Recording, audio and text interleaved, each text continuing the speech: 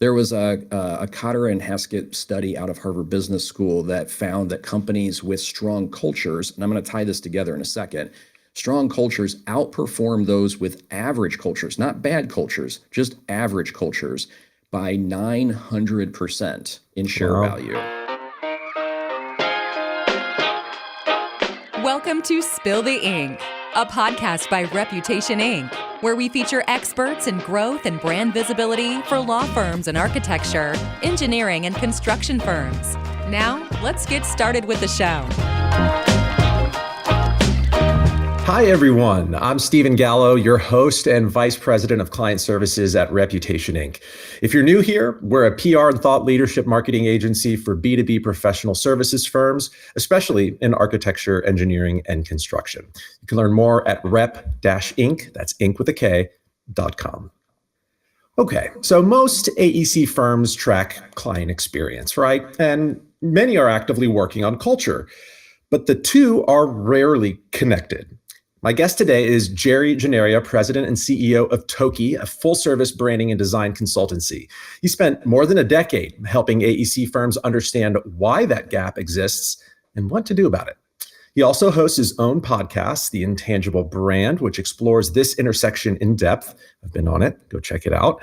But in this conversation today, we're talking about why executive buy-in has to come first, how to turn client satisfaction data into actual organizational change, and why the firms getting this right aren't just better places to work, though that's great, but they're winning more business. So Jerry, welcome to the show. Appreciate you coming on. Thank you. I really appreciate being here as well. It's fun to be on the other side of the screen from you. Of course. Well, for those who may be new to TOKY and you, tell us a little bit about what you do and the work you do with AEC firms. Yeah, absolutely. So I think you set that up well. We are a full service branding creative strategy firm. We're based out of St. Louis. We're a small but focused firm. Been in business for almost 30 years, and we work across a number of different industries, but about half of our work is within AEC and professional services.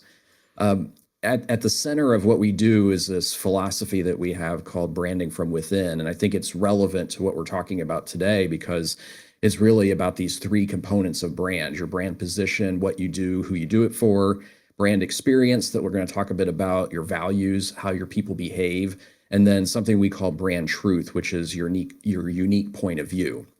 It's our experience, and I think maybe you've seen the same thing. A lot of firms are only thinking about one of those aspects, their brand position, what they do and who they do it for, and trying to compete on experience, their expertise and services and things like that. But there's so many more opportunities, and I'm excited to get into it and talk with you about it. Yeah, likewise. So let's go ahead and do that and start with perhaps that disconnect. I mean, how connected really are client experience and employee experience in most of the AEC firms that you work with? Yeah, I think honestly, they're not very connected. I mean, let me back up and say they're very connected. I just don't think that a lot of firms are thinking about it that way. Most firms are thinking about these things in completely separate domains. Client experience, if they're addressing it all, lives in BD or lives in operations. Maybe it's a little bit in marketing. Employee experience lives in HR, assuming you even have HR. A lot of firms aren't really big enough to have a dedicated department, but when they do, they very rarely are talking to each other. But we're talking about professional service businesses, and so your employees are your client experience. So there isn't really this product that you have sitting on the shelf. Your product walks out the door every day and then comes back virtually or otherwise. So what we're selling is really this interaction between our people and our clients. And I think sometimes we get wrapped up in the idea that we're selling a service, as in design or management or building something or what have you. But really, I think what we're really selling is this interaction between people and our customers. So if we're not connecting those two things together, we have a fundamental misalignment. Sure. And that's how your customer is experiencing your brand, right? Through the people, the experience they're having and who they're working with. differentiation in this space, though, when it comes to this, I imagine can be kind of challenging, right? Because I mean, AEC firms tend to hear probably the same feedback from clients, and we hear, a lot of that same messaging. You stayed on schedule, you were on budget, you were responsive, fantastic. But for the AEC firm decision maker, it makes it tough to discern what they're actually doing differently. So I guess where does that differentiation come from then? Well, I think it comes from a few different places, right? So differentiation is a little, it can be complex. It doesn't have to be, but it can be. And it depends sometimes on the size of the firm. It can depend on other factors. Small firms may differentiate based on services that they provide, or a geography that they service, or a sector that they are involved in. But the larger that you get, the more services that you have, the more sectors that you serve, the more locations that you're in, the less that you can differentiate on that. But we're in a habit of continuing to differentiate that way.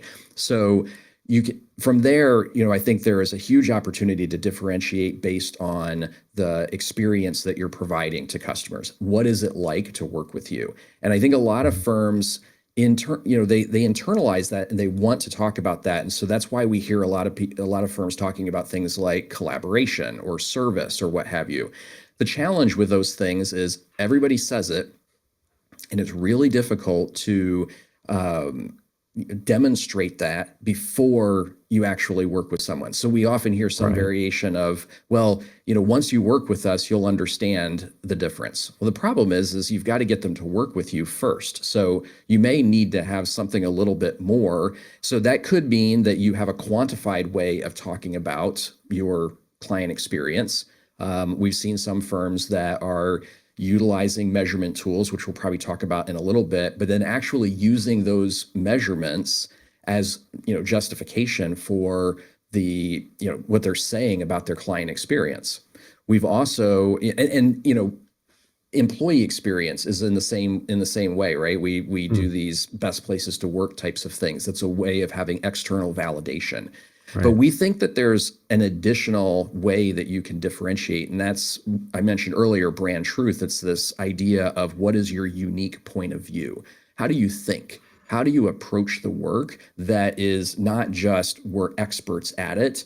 Anybody can talk about the work in a way that is, about the nuts and bolts, but can you talk about, what it means? Why did you do the things that you did in a way that is tangible, in a way that is consistent across the firm, and in a way that makes those decisions relevant to your customers? Yeah, that makes a lot of sense. But I feel like I can already probably hear someone in the C-suite at one of these firms, right?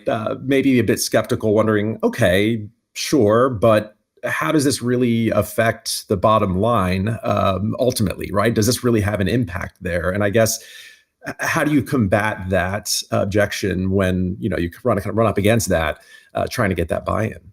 Yeah, so there's a few different layers to this, and it really starts with data. When you're in the C-suite, particularly if you're in operations or if you're the CFO and even the CEO, you're not operating the business on vibes. I certainly hope not. So there's some data behind that, and so there's some research that actually measures this. So there was a Cotter and Haskett study out of Harvard Business School that found that companies with strong cultures, and I'm going to tie this together in a second, strong cultures outperform those with average cultures, not bad cultures, just average cultures, by 900% in share value. Now, of course, we're talking about big firms, and we're maybe publicly traded, but this is not an isolated thing. They also noted that there was nearly a 700% difference in revenue growth based on that culture. There's another research study by Peters and Waterman that showed very similar results. So this is not isolated. Culture-driven companies outperform those that are not focused on that at least 3-to-1. And those aren't small differences, right? So There's a second component to this. If I'm thinking about how do I make the case for focusing on both employee experience and client experience, because these two things are connected. I think it's worth taking a pause to just do the mental exercise that if our people are our product, if the experience our customers have is driven by what our people do, then our internal culture, the unwritten rules of how we do things, the written rules of how we do things, the values that we have, these are all critical in delivering that experience. So the second component of data is turnover. So, and this is both retention and acquisition costs. E.L. Goldberg did a study, and they're a well-respected firm. They noted that the cost to replace an employee, now we're getting down to real dollars and cents, right? The cost to replace an employee is somewhere between 33 and 200% of their annual salary. So if you have a designer on your staff, a senior engineer, someone of that nature, they're making $150,000, let's say, that it may cost you $300,000 to replace that person. And if you have 10, 15, 20% turnover in a 100-person firm, this is really big money. And it's damaging your reputation. It's damaging the customer experience that you're having. And frankly, in AEC, we're in the middle of a talent shortage. So the more that you're, having that turnover. So there's real connection between the two. But there's one more thing. So there's a couple layers to this. So the third thing that I think leaders miss and that you can, focus on is the correlation between success with customer experience and having higher profitability and higher win rates, right? Client Savvy, now clearly rated, has done a bunch of research around this. And, it really boils down to great talent wants to work on the best projects with the happiest clients. So when we're not focused on this CX, EX connection, we are burning out our people. We are not delivering on the experience that we want to have, which means, a lack of talent retention and a lack of client retention. So I think it's in the data more than anything else, but, the vibe is there too. Sure. Yeah. And I imagine it speaks to also the kind of client you want to attract, again, who wants to work with your people. I mean, the data is there to support it, but I mean, some of this is just right on the ground, common sense in that doing good business. Yeah. Okay. So say you may have convinced me, a skeptical AEC firm leader, but we've never done this before. So for firms that haven't tackled this at all yet, where even to begin? What's the first step? Yeah, I think the first step starts with listening. The good news is that this is something that I think AEC firms actually do really well in their day-to-day work, right? There's a lot of listening and gathering insights and reading between the lines that these folks are doing with their clients just in order to get projects done. So we're really talking about taking that same skills and applying them systematically to understanding your clients. So we recommend that you start by, doing some interviews. Sit down, either someone in the firm or you bring somebody in from the outside. I mean, there's pros and cons to both of those approaches. But what you're really doing is establishing a bit of we would call it formative research, but it's to help you have a hypothesis about what your client experience is, right?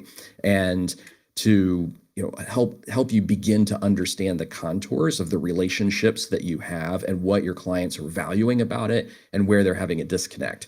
But then establish that baseline, if you will. Yeah, exactly. It's starting to establish a baseline. But to really get to the baseline and really get to the data and the numbers, you want to do something quantitative as well. So you want to be doing a baseline customer perception type of survey. And frankly, you want to do that as a baseline so that you can continue to do it over time, because this isn't a one and done kind of thing, right? So if you don't have those numbers, you can't measure it. You can't understand what you're doing well. You can't understand where you need to grow. You don't understand what the unvoiced issues are that are holding you back. And you're relying on this assumption that, well, we, talk to our clients every day. Of course we know, but really, do you know, are they really telling you the things that could make your firm better, that could increase value, that could help you, improve your win rate? Okay, so for something though that is so intangible, or at least may seem that way, Sure. How do you begin to measure it? Yeah, I think that it's a lot more measurable than people think. It's just kind of a different set of metrics than we're used to measuring with. On the client side of things, there are a lot of different tools that you can use. I mentioned Client Savvy, part of Clearly Rated now. Their tool is top notch. Would highly encourage folks to take a look at that. Things like Net Promoter Score gives you a sort of macro look at what your client experiences looks like. So these are, a couple of tools. You can build your own survey as well. But I definitely recommend that you use something that's tried and true, delivers real actionable insight and intelligence. You also need to be measuring on the inside as well. So, there's a number of tools that you can use for that. You can do simple pulse surveys internally to understand what is the experience that people are having internally. One thing that I like is a very simple one question survey, can go out once a week. It just simply asks the question, how are you doing? With a follow-up of, on a scale of 1 to 10. And then a follow-up that lets you fill in some tangible feedback on why you scored the way that you did. It gives leaders a great snapshot into how the firm is feeling at any given time. But then you're going to need to drill into that. You need to understand what is it over time as you see these trends, right? If you see the trends that people are feeling frazzled, that they're feeling burned out, things like that, you need to understand why. If you're seeing a disconnect between what you tell clients the experience is going to be and what's actually being delivered, then some of that internal measurement and process analysis, doing customer journey mapping, doing internal process mapping, helps you really uncover where is the disconnect happening so that you can triage each of those individual points and go back and think about what can we do to do it better. Yeah, that's great. And I mean, even just that effort, that exercise being successful is a demonstration of why culture is important, right? Because to that end, you need your folks to actually be honest with you and answer that question honestly, right? Which sometimes is easier said than done, but speaks to why this is so important. Right. Yeah, depending on where you are as a firm, this is a journey, right? Some firms are in different places, and I think for the leadership of a firm, it is imperative that you come into this with some humility and some openness to what the data is going to tell you. Because we can all live in a land of wishes and dreams and make believe, or we can look at the data and we can be open and honest with ourselves and with our firm and work on the things that need to be fixed. Every firm has something that they can improve on. Exactly. And obviously, we're talking about the client experience. Getting it from the horse's mouth is going to be ideal, right, and best. But do all firms need to start with client feedback, or are there other entry points in? I mean, you mentioned obviously some internal polling and getting that perspective. But I know sometimes that can feel like going to my clients to get their feedback sometimes can feel intimidating. Right. And the other thing about client perspective is it often is going to be focused specifically on the experience. So when I'm thinking about brand and what's driving value and what's helping me win business, absolutely the client experience matters. Are we delivering on the promise that we're making? But there's also that internal point of view that you have. So other entry points, one entry point is going to be the internal research that you do with your own team. But I think another place to start is, what are you about? What is that unique point of view? Because when we think about the experience that you're trying to create for your clients, hopefully that experience is more than just we deliver on time and on budget, right? That's table stakes. So what is more than that? What is this unique approach and point of view that you're bringing to the work that you can measure? And your clients aren't necessarily going to tell you that. They don't understand it. They haven't lived it yet. Maybe you haven't defined it very well. And so clients are very much going to focus on what is right in front of them. Think about going to a restaurant like Chick-fil-A, and if somebody asks you to do a survey afterwards, what are the things that you're going to measure? You're going to measure the quality of the food. Was it good? Was it hot? Was it all the things? You're going to measure the quality of the service.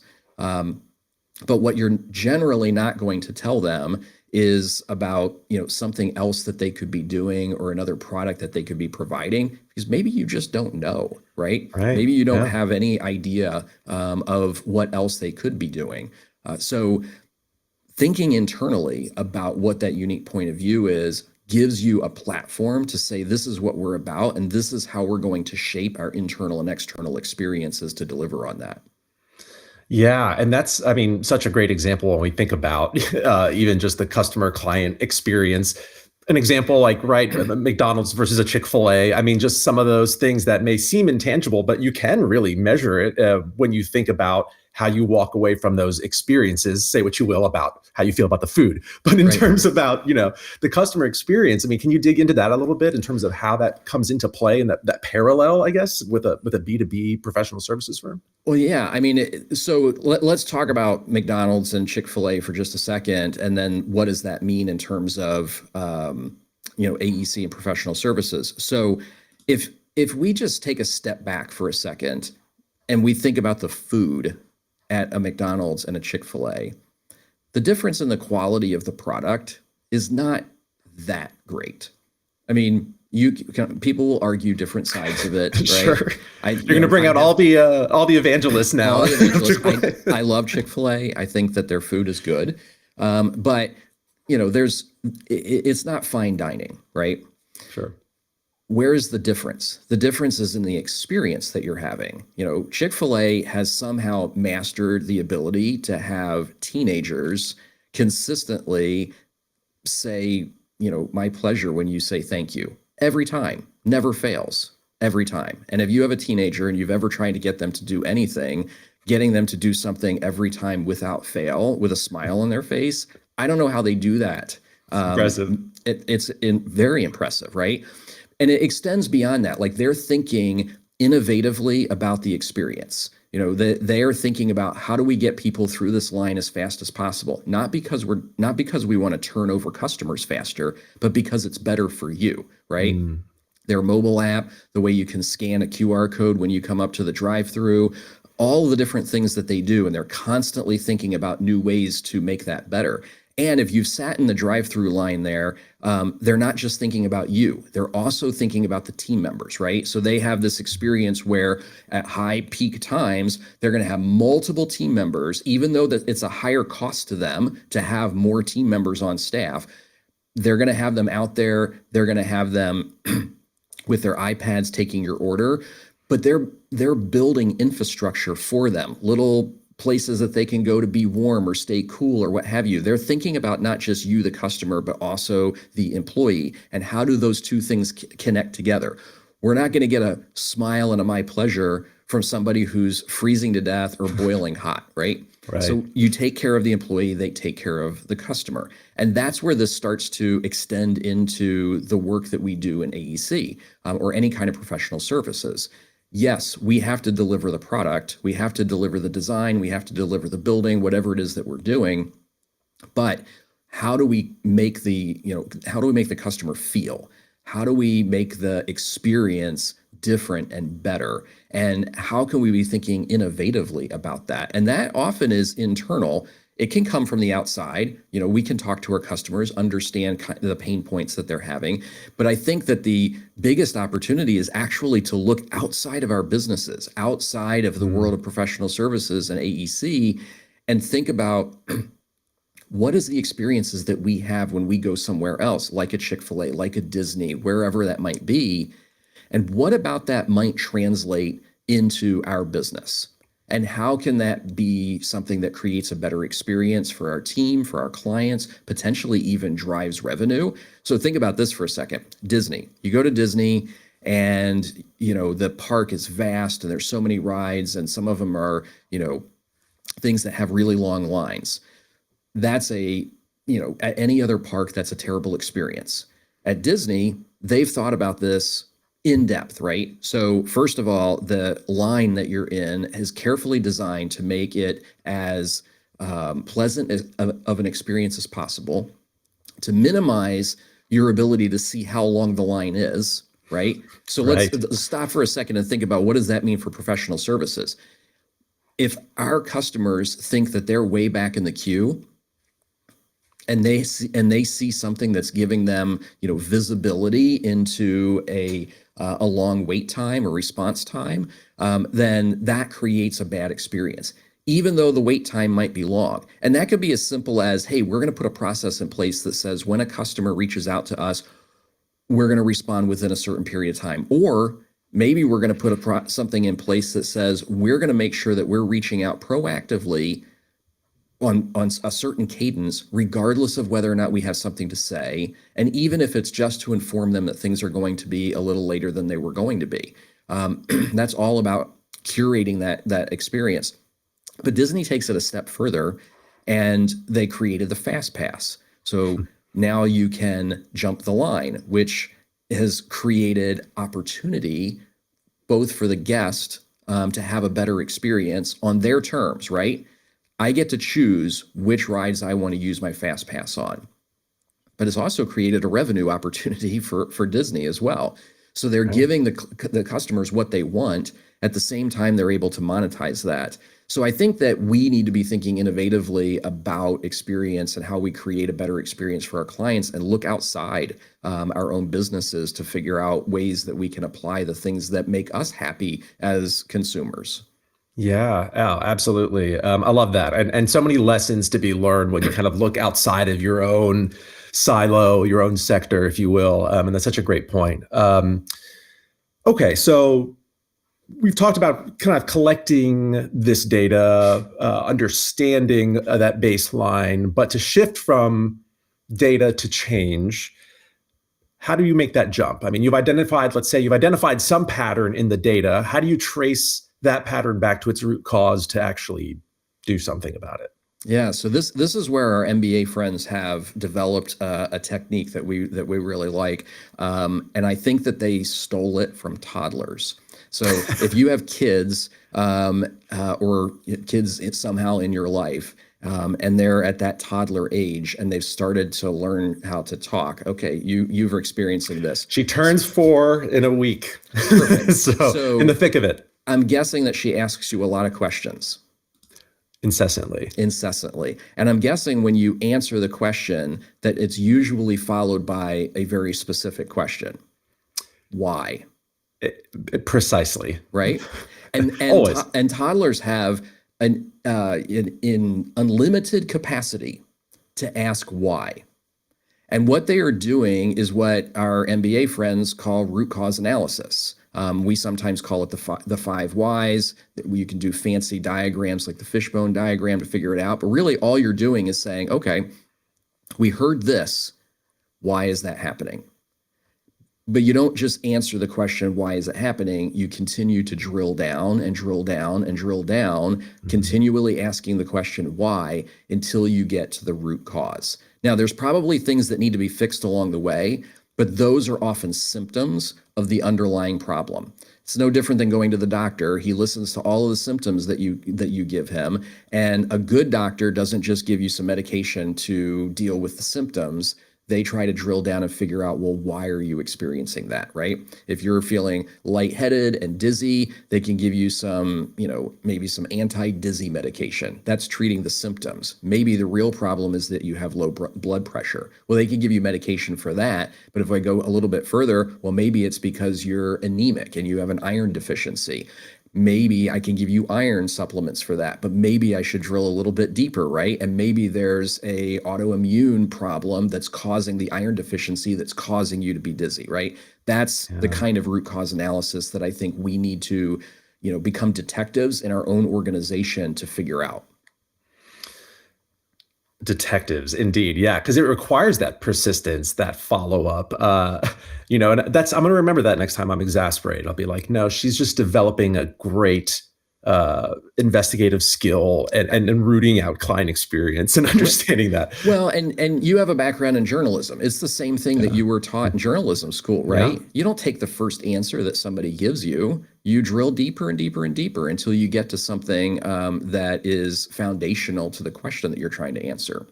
Absolutely. Yeah, it's easy to stop short, but that's where you kind of really have to mine for that gold. And you mentioned a bit about this, just process in general in operations, sometimes that kind of gets, lost in the shuffle because it's like, okay, well, we have just the way we do things, and or we have SOPs, and this is just the way we've done it. But what's the relationship between culture and process? Because they're not mutually exclusive. And I guess which one wins if and when they're in conflict? Culture. Every time. Culture wins every single time, because culture is the unwritten rules of how your organization operates. Process is the written rules of how the organization operates. So I'll give you a good example. If the written rule is, we live in a world where you have to do your timesheets. If the written rule is you have to do the timesheet, I don't know, let's say by the end of day on Friday every week. And most people do that. But there's a couple of people that don't, and nothing ever happens to them. And if you think about it, you're like, oh, well, they're really high performers in other areas, right? Maybe they're really good at business development, or maybe they're the consultant that the client always wants to talk to. So what's happening? We have a written rule, do your timesheets by the end of the week. We have an unwritten rule that says, do your timesheet by the end of the week, unless you're Bob or Sue, who the clients love or who is bringing in a lot of money, in which case you get a pass. And that's a pretty innocuous example. We see toxic cultures built on the foundation of this is what we say you should do, and this is what we tolerate, right? So it's not about, the unwritten rules of what you should or shouldn't do. It's really about what do we tolerate as an organization. That's what betrays our values. And our values are what are driving everything that, the process says that we're supposed to do. Ooh, there's someone out there that needed to hear that today, because that's a hard truth, but it is so, so true. And I wonder, Jerry, in that context, is there anything that leaders can do beyond to help foster that? Or perhaps, I don't know if there's one idea to walk away with of saying, this is at least one way I can make a shift today, because it seems daunting. What would that be? Yeah, I think you have to embed your ideals of what the customer experience is in your culture. And here's an analogy that I think is very relevant in this business. Safety.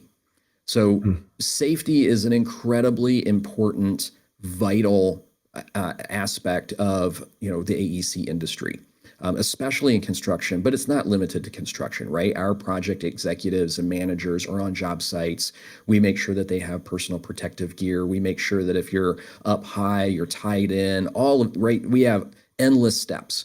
And, back in the day, maybe we were doing that because OSHA might stop by. But I think that there's been a tremendous shift over the last, how many years to this being a culture of safety, right? The ability for anybody in the organization to raise their hand and say, I see something that isn't right, and we need to stop right now, and we need to fix this. Toyota popularized this with the ability of anybody on the production line to be able to hit the big red stop button and say, hey, there's a problem. And if we let this problem persist, it's going to cumulatively show up either in our, production rate or in the quality of the product that's coming out the other end of this assembly line. So the same thing, I think, applies to customer experience and to internal culture. We have to create a culture that says this is what the experience is supposed to be for our employees and for our clients. And we all, not just somebody who is frontline facing, we all are part of creating that experience. If you may be the one who is taking the phone call from the client or making the delivery of product to the client, but you're supported by other folks, right? That experience extends to the invoices that you're sending. It extends to every element of the business. And so we have to make this a total package within the organization. And every touch point, to that end, right, is an opportunity to communicate culture, to instill and to sort of reinforce that message, right? And even Absolutely. those little moments add up. Absolutely. And this is a huge opportunity. Less than 25% of AEC firms have any kind of a real legitimate customer experience initiative going on in their organization right now. That means that if you're not one of them, somebody is out there doing a better job with your customers or your potential customers. And if you are the one who makes that first mover advantage, what is the close rate going to be? What is the win rate going to be? What is the retention rate of employees and of your clients and customers going to be? So much to think about. You've given us a lot to think about today, Jerry. Anything else that we haven't touched on yet, or that I didn't ask about that you maybe want to leave listeners with, or that we haven't covered? Yeah, I think the biggest thing is to remember your brand is not your logo. It's not the look and feel. It's not your website. It's not even what you say about yourself. It's the experience that people have with you. And you can't directly manage that experience. We can't feel feelings for other people, but we can create an environment where we're connecting our culture and our differentiation to that experience. And we start by measuring it. We find the gaps. We don't think about the gaps as failures. We think about them as opportunities to capture value that we're leaving on the table every day. So good. So good. We've been talking to Jerry Gennaria of TOKY today. Sincerely appreciate your time. Thank you for coming on. Thank you. I appreciate it. Thanks for listening to Spill the Ink, a podcast by Reputation Inc. We'll see you again next time, and be sure to click subscribe to get future episodes.